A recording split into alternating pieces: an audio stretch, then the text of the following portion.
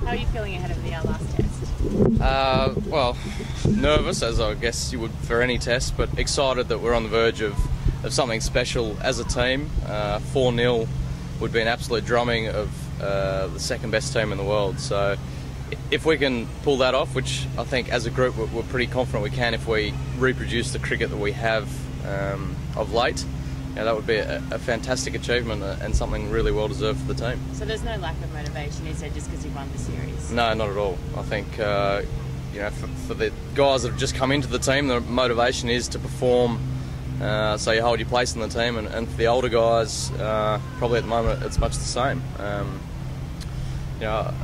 Then again, for the fast bowlers, they've been brilliant, and there's going to be a little bit of competition when the injury situation sorts out, and they want to put their best foot forward, so to speak, as well. Surprised how well you've been able to assimilate yourself to test level and get the scores and get those half centuries already.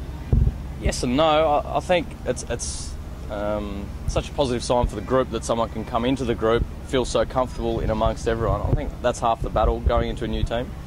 Once you feel comfortable within the team, then I think that's when you start performing. And so to come in and feel comfortable amongst the guys, some legends of Australian cricket, I think that's probably been the key for me performing.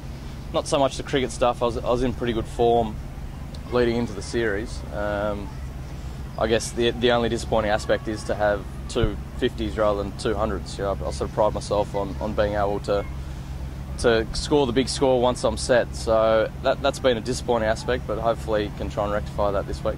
Much thought to when Shane Watson's fit and he comes back, sort of where he slots into the side. Obviously you're playing beautifully at the moment. It'd be tough if they ever thought about dropping you, but I guess Watto's got to fit in somewhere. He does. He's probably the best player in the country, so they certainly do have to fit him in.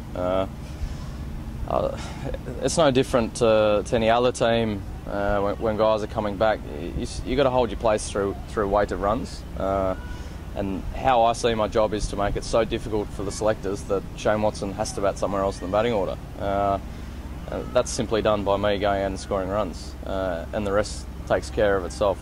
If they're having a discussion, Shane Watson should be opening the batting, then I'm not doing my job, and that's the nature of the game.